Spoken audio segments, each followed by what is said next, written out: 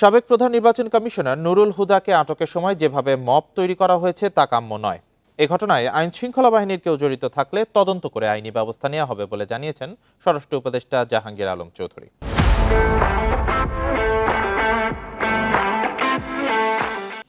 সকালে গাজীপুরের মৌচাকে হর্টিকালচার সেন্টার পরিদর্শনে গিয়ে এসব কথা বলেন উপদেষ্টা। জাহাঙ্গীর আলম চৌধুরী জানান, রোববার সাবেক প্রধান নির্বাচন কমিশনার হাবিবুল আউয়ালকে গ্রেপ্তারের যে খবর প্রকাশিত হয়েছে তা সঠিক নয়।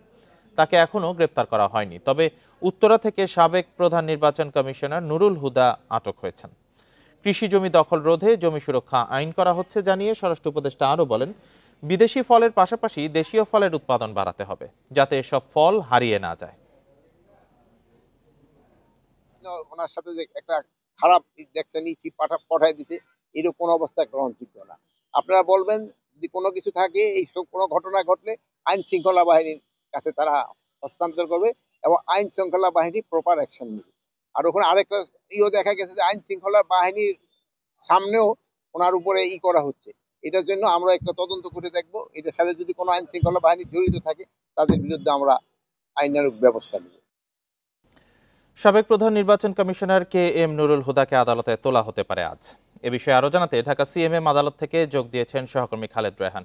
রায়হান, মামলা করার দ্রুততম সময়ের মধ্যেই তাকে গ্রেপ্তার করা হলো, আজ তো আদালতে তোলা হতে পারে, কখন তোলা হতে পারে এই বিষয়ে একটু জানাবেন। আর একটা বিষয়, গ্রেপ্তারের সময় তিনি মবের হেনস্থার শিকার হয়েছিলেন, তো আদালতে যাতে সেই বিষয়টি না হয় সে বিষয়ে কি কোনো বাড়তি নিরাপত্তা নেওয়া হয়েছে কিনা?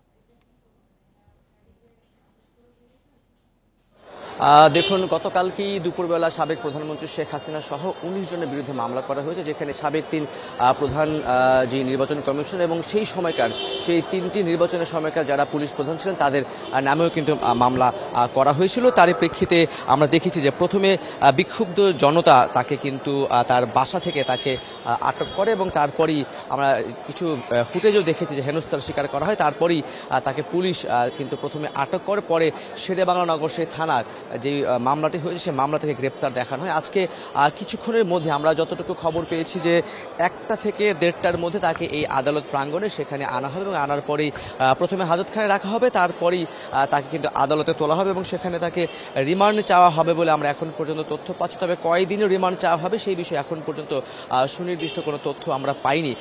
আজকে কিন্তু আদালতে বাড়তি নিরাপত্তার কথা যদি বলতে চাই, সকালবেলা আমরা দেখি যে গত সরকারের বেশ কয়েকজন মন্ত্রীকেও কিন্তু আজকে এখানে তোলা হয়েছে, যার ফলে আগে থেকে একটি নিরাপত্তা ব্যবস্থা গ্রহণ করা হয়েছে এবং আমরা দেখেছি বাহিরে বেশ অতিরিক্ত পুলিশ সদস্য মোতায়েন করা আছে। সেক্ষেত্রে সেটি সাবেক যিনি প্রধান নির্বাচন কমিশনার রয়েছেন তাকে আনার পরেই যেই উদ্ভূত কোনো পরিস্থিতি নিয়ন্ত্রণের জন্যই মূলত সেই ব্যবস্থা নেওয়া হয়েছে বলে আমরা যতটুকু আজ করতে পারছি, যদিও এখন পর্যন্ত আইন শৃঙ্খলা বাহিনীর পক্ষ থেকে সুনির্দিষ্ট করে কোনো কিছু বলা হয়নি। আজকে তাকে তোলা হবে 1টা থেকে 1:30টার মধ্যেই তাকে তোলার কথা রয়েছে এবং পুলিশের পক্ষ থেকে আমরা এখন পর্যন্ত যতটুকু জেনেছি যে রিমান্ড চাওয়া হবে। মূলত তাকে সেই নির্বাচনকালীন যে নির্বাচনী অনেক প্রশ্ন রয়েছে, দিনের ভোট রাতেই হয়ে গেছিল বলে অভিযোগ রয়েছে, সেই বিষয়গুলো নিয়ে কিন্তু তাকে জিজ্ঞাসাবাদ করা হবে বলে আমরা এখন পর্যন্ত জানতে পেরেছি। এবং যে 19 জনের বিরুদ্ধে মামলা করা হয়েছে তার মধ্যে 3 জন সাবেক প্রধান নির্বাচন কমিশনার, 14, 18 এবং 24-এ যে নির্বাচিত হয়েছিল 3টি নির্বাচনের যারা প্রধান নির্বাচন কমিশনার ছিলেন তাদের নাম রয়েছে, তৎকালীন সময় যারা পুলিশ প্রধান ছিলেন তাদের নাম রয়েছে, তাদের মধ্যে গতকালকে আসলে একজনকে ধরা হলো। সেক্ষেত্রে আদালত প্রাঙ্গণে বাড়তি নিরাপত্তা আমরা কিছুটা চোখে পড়েছে। তবে সাধারণত যেটা হয় যে যখন আনা হয় সেই সময় যেটা নিরাপত্তা ব্যবস্থাটাকে আরও বাড়ানো হয়। এখন পর্যন্ত তাকে গোয়েন্দা যে কার্যালয় রয়েছে ঢাকা মহানগর ডিবি কার্যালয়, সেটি মিন্টু রোডে, সেখান থেকে এখন পর্যন্ত তাকে বের করা হয়নি বলে আমরা নিশ্চিত হয়েছি। তবে কিছুক্ষণের মধ্যে তাকে বের করা হবে, যখন তাকে সেখান থেকে বের করা হবে তখন এখানকার নিরাপত্তা ব্যবস্থা আরও বাড়ানো হবে বলে কিন্তু আমরা এখানকার যারা পুলিশ সদস্য রয়েছে তাদের সঙ্গে কথা বলে জানতে পেরেছি। ধন্যবাদ। সিএমএম কোর্ট থেকে জানাচ্ছিলেন সহকর্মী খালেদ রায়হান।